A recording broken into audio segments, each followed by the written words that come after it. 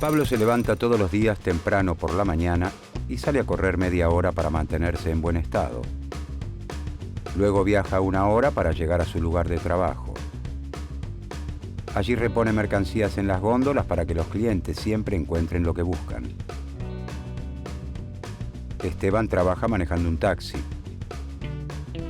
Como pasa muchas horas sentado, intenta comer alimentos sanos.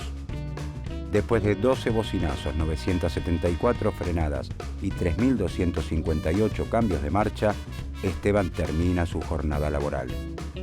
Por la noche estudia ingeniería y es compañero de Pablo. Durante los fines de semana, ambos se reúnen en un taller improvisado en un cuartito de la casa de Esteban. Allí deciden desarrollar su creatividad y poner manos a la obra para fabricar una modesta computadora hogareña. Durante varias jornadas ensamblan componentes, sueldan circuitos y ensayan conexiones. Un día, finalmente, conectan el artefacto a un televisor y ocurre el milagro. Pablo y Esteban logran desarrollar una innovadora versión de un lenguaje de computación. El éxito del emprendimiento cautiva a sus amigos y así logran levantar los primeros pedidos.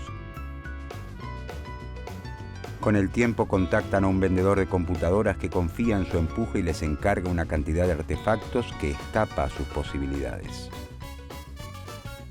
Los jóvenes se encuentran ante el primer gran dilema. ¿Cómo hacen Esteban y Pablo para progresar con los medios que cuentan?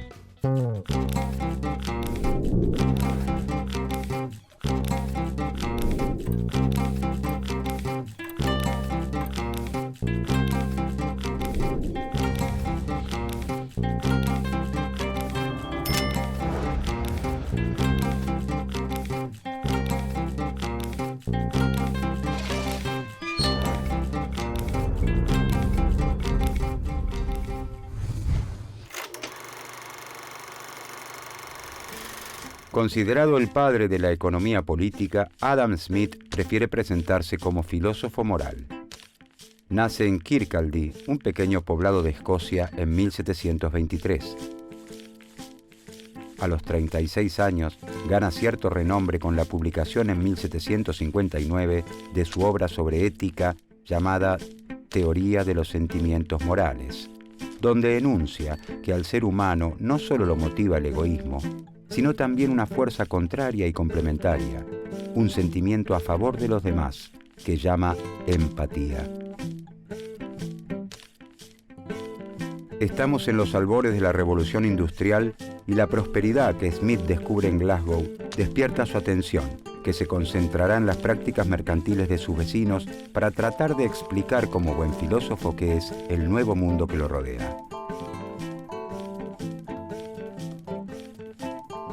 Desde 1763, Adam Smith recorre durante 3 años Toulouse, Ginebra, París y Londres.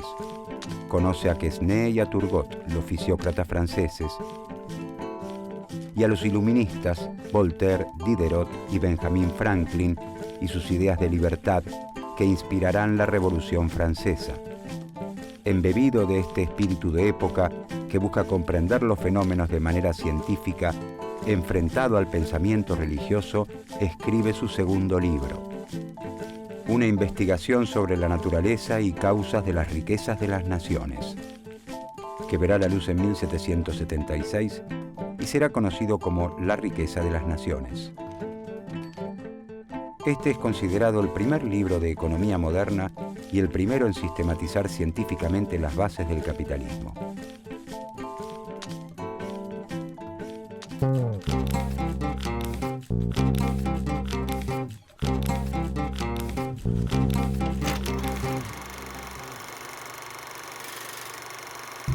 En el feudalismo, la compra-venta no es habitual.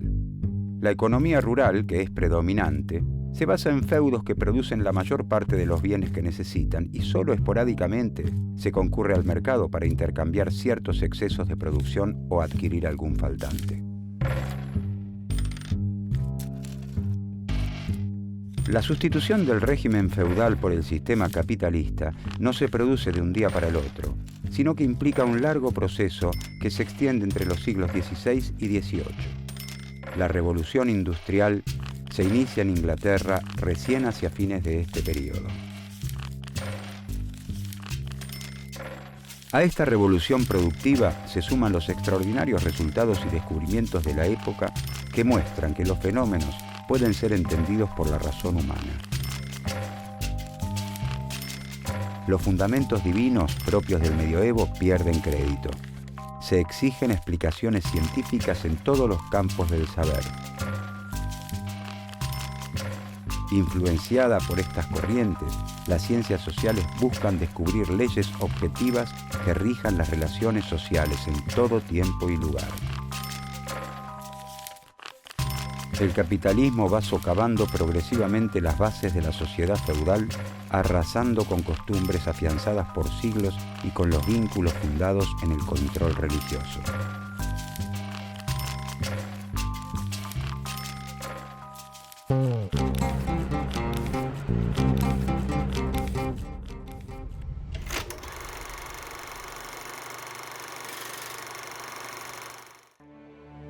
En ese entonces coexisten en Europa distintas formas de producción. Por un lado, los artesanos elaboran bienes en sus talleres. El ebanista, con sus máquinas, sus herramientas y sus maderas, fabrica todo tipo de muebles para que un comerciante los venda en los mercados.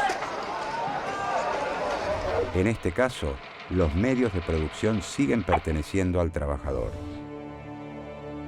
El mercader vende los muebles que fabrica el artesano ebanista. Gracias a los avances en la navegación, los comerciantes realizan viajes cada vez más largos a lugares remotos, lo que permite la venta de productos de mayor cuantía y, por lo tanto, el alza en las ventas y la ampliación de los mercados.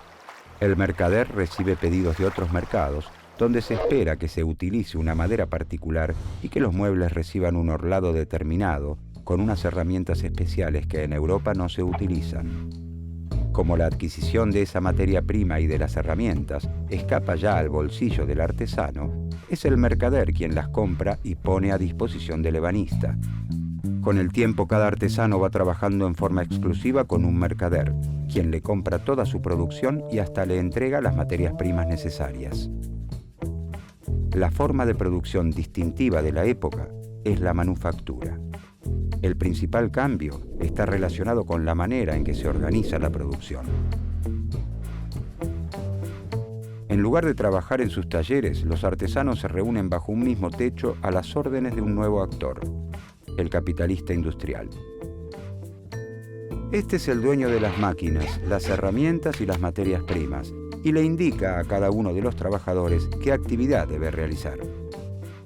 En una fábrica de alfileres, propiedad del capitalista industrial, un obrero estira el alambre, otro lo endereza, un tercero lo va cortando en trozos iguales, un cuarto hace la punta y un quinto operario está ocupado en limar el extremo donde se va a colocar la cabeza. A su vez, la confección de la cabeza requiere 2 o 3 operaciones distintas. Fijarla es un trabajo especial, esmaltar los alfileres otro y todavía es un oficio distinto colocarlos en el papel. Esta división de tareas dentro de una misma fábrica se denomina división del trabajo.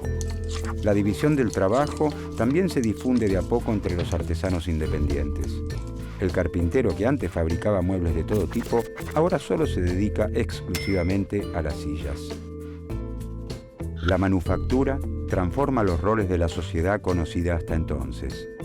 El nuevo capitalista industrial ya no se encarga de la compra-venta de mercancías, sino de su producción. Es durante la fabricación que obtiene su ganancia. De hecho, no va al mercado. Esto lo hace el mercader, que vive de comprarle lo más barato posible al industrial y vender lo más caro que pueda en el mercado.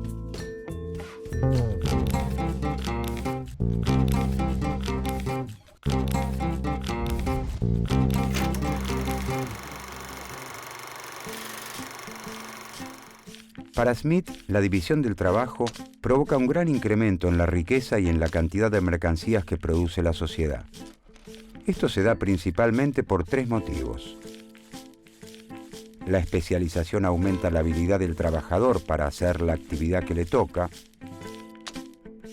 Existen menos tiempos muertos por pasar de una actividad a la otra.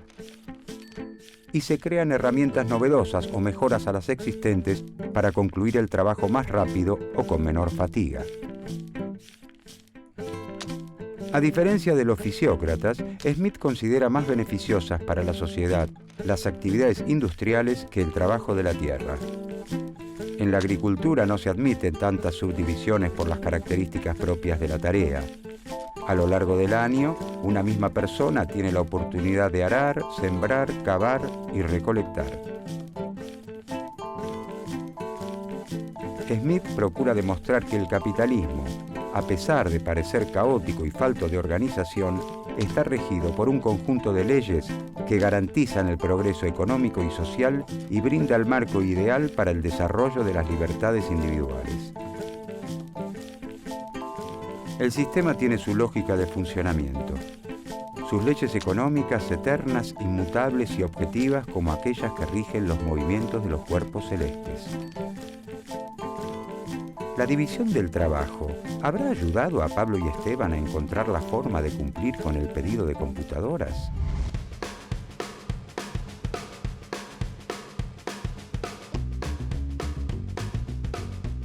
Pablo y Esteban han decidido montar una pequeña fábrica de PCs hogareñas en un cuartito de la casa de Esteban. Como primera medida, deciden buscar una persona que lo financie.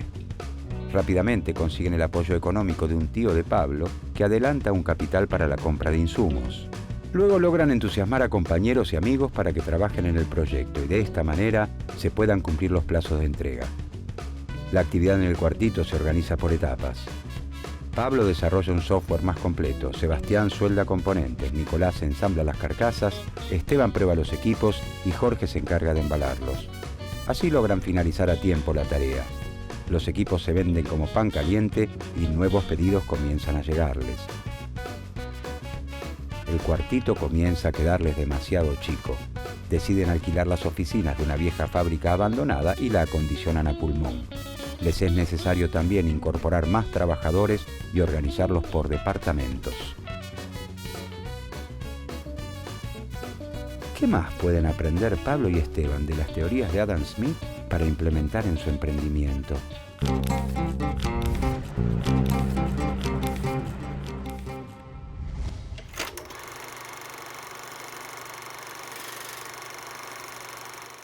Smith cree que la fuente de toda riqueza es el trabajo de una nación. Pero no todo trabajo crea valor, sino que existe un trabajo productivo y uno improductivo. El primero es el realizado por los obreros, los comerciantes y los capitalistas industriales. El segundo involucra al resto de las actividades, el soberano con todos los funcionarios que le sirven, todo el ejército y la marina, sacerdotes, abogados, médicos, hombres de letras, cómicos, bufones, músicos, cantantes y danzantes de ópera. De esta forma, Smith deja bien claro que el fundamento del progreso de la sociedad es la producción industrial. Por lo tanto, para aumentar la riqueza de la sociedad, debe aumentar su trabajo productivo total.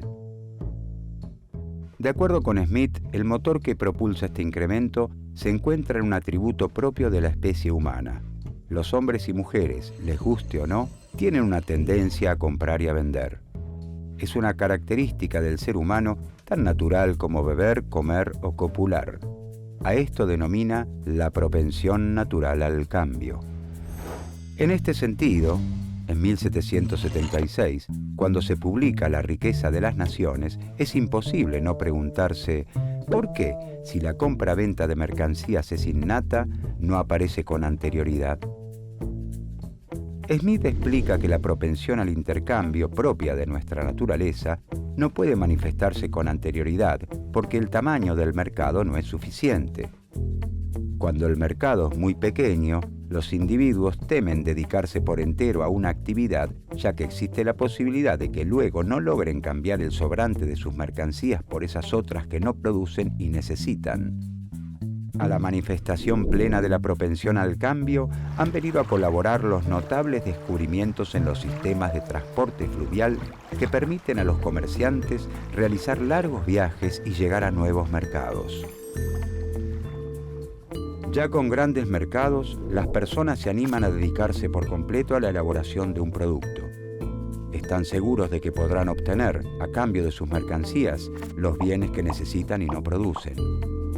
El sistema capitalista, o la sociedad civilizada en palabras de Smith, es la expresión más acabada de la naturaleza humana. permite que nuestro instinto al cambio se manifieste en plenitud. No es la benevolencia del carnicero, del cervecero o del panadero la que nos procura el alimento, sino la consideración de su propio interés.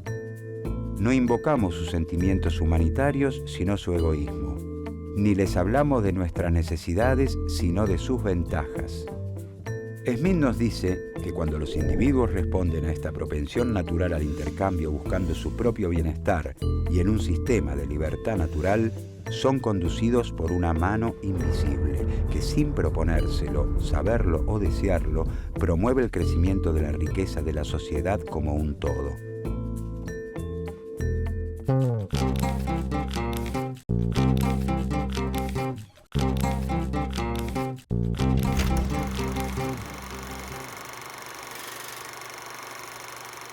Smith señala que las mercancías tienen dos valores: el valor de uso y el valor de cambio.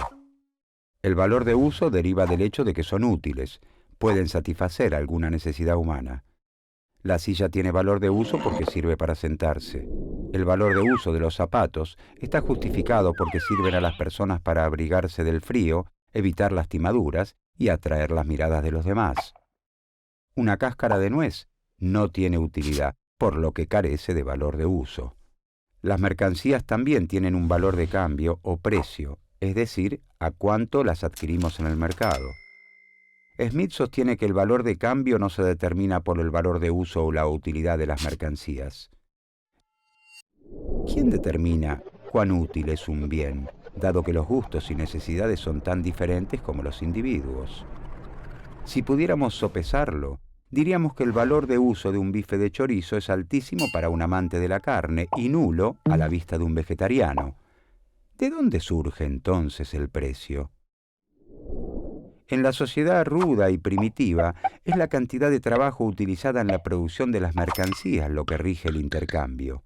Si para producir un par de zapatos se emplean 2 horas de trabajo y para terminar una silla se necesita solo una, entonces el zapatero exigirá al ebanista 2 sillas a cambio de un par de zapatos. Nos encontramos ante la ley del valor trabajo. En la sociedad capitalista, con el desconocimiento sobre los tiempos necesarios para la producción de los bienes fabricados por otros y la participación de los capitalistas y terratenientes, Smith considera que la ley del valor trabajo deja de operar.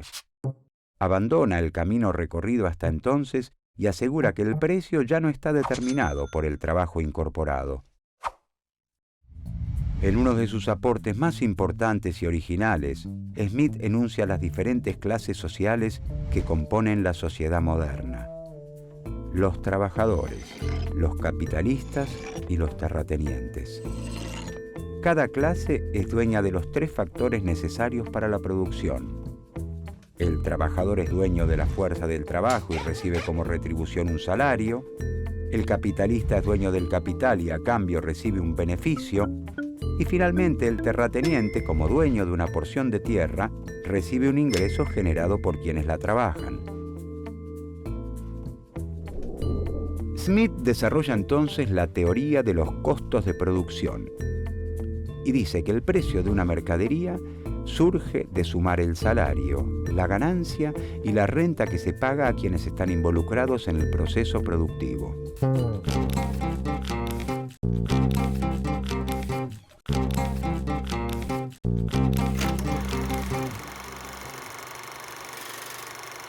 En toda sociedad, según Smith, existe un nivel promedio de salarios, beneficios y renta. Dichos niveles son llamados niveles naturales. Cuando el precio de venta alcanza a pagar exactamente los salarios de los trabajadores, el beneficio del capitalista y la renta del terrateniente de acuerdo con sus niveles naturales, la mercancía se vende por lo que realmente vale. Este es el precio natural. Pero el precio al que efectivamente se vende la mercancía o precio de mercado puede ser igual, mayor o menor a este precio natural. Todo depende de las cantidades de mercancías ofrecidas y demandadas en el mercado. ¿De dónde surge el precio de mercado? La cantidad de una mercadería que se lleva al mercado constituye la oferta. La cantidad requerida por todos los que están dispuestos a pagar el precio natural de esa mercancía es la demanda.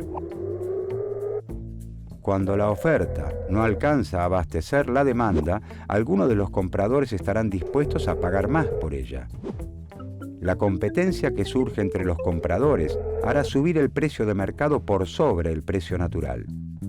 Entonces, el precio de mercado será mayor que el precio natural. Es lo que ocurre con las frutas de estación fuera de temporada. Por ejemplo, el precio de mercado de las frutillas aumenta durante la época invernal al disminuir la oferta. Cuando la cantidad de una mercancía que se lleva al mercado excede la demanda requerida por los compradores, no es posible vender todas las mercancías al precio natural y la competencia entre los vendedores, que dependerá del apuro por desprenderse de sus mercancías, hará bajar el precio de mercado por debajo del natural. Promediando la primavera, el precio de mercado de las frutillas baja porque sube la oferta.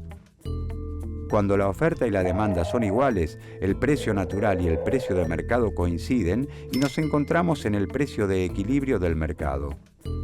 Estamos ante la ley de la oferta y la demanda.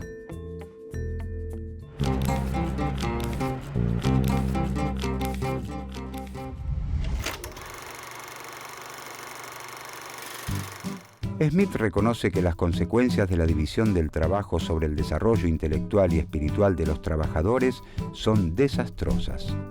Como ellos realizan pocas actividades sencillas, su tarea es muy monótona. Esto entorpece al trabajador y lo incapacita para realizar otras actividades. Smith admite también que los capitalistas y trabajadores tienen intereses contrapuestos, por lo que existe posibilidad de conflicto. El trabajador quiere que su salario sea lo más alto posible, mientras que el patrón quiere pagar lo mínimo. Pero en esta negociación, trabajadores y capitalistas no se encuentran en igualdad de condiciones. Smith reconoce el poder de acuerdo con el que cuentan los capitalistas para mantener los salarios bajos y nota que el derecho protege a la clase burguesa. Además, el hecho de no contar con las máquinas y herramientas necesarias para producir coloca a los trabajadores en una situación de dependencia con respecto al capitalista. Sin embargo, Smith defiende el sistema capitalista y lo cree necesario para el progreso de la sociedad. Así como cada abeja construye su hexágono sin saber que está construyendo junto a otras un panal, cada uno de los individuos busca la inversión más rentable para el capital con el que cuenta y un orden natural, o mano invisible, lo guía hacia el beneficio de toda la sociedad. Como el interés personal es la fuente del progreso económico y del bienestar general, los individuos deben poder tomar sus decisiones libremente. Smith recomienda la libertad de mercado y la eliminación del proteccionismo alentado por los mercantilistas. Cree que con la libre competencia y el desarrollo de la economía capitalista, no solo crecerá la riqueza de las naciones, sino que también mejorarán las condiciones de vida de los más pobres. Por su parte, el gobierno debe garantizar la defensa contra agresiones extranjeras, la justicia, las obras e instituciones públicas y la protección de la propiedad privada.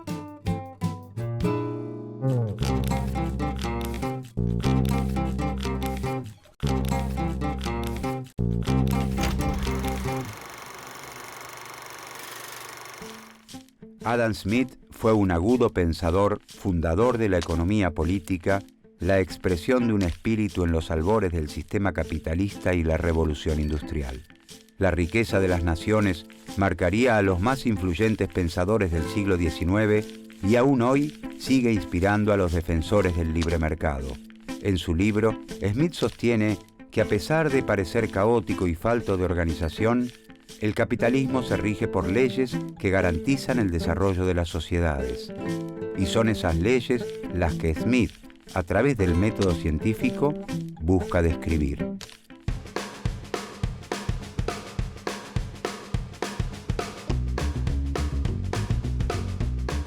La industria de la PC hogareña prospera en todo el mundo y el emprendimiento de Pablo y Esteban crece a pasos agigantados.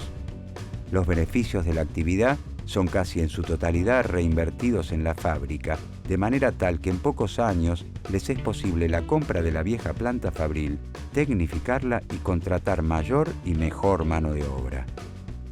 El pueblo también se beneficia con el emprendimiento.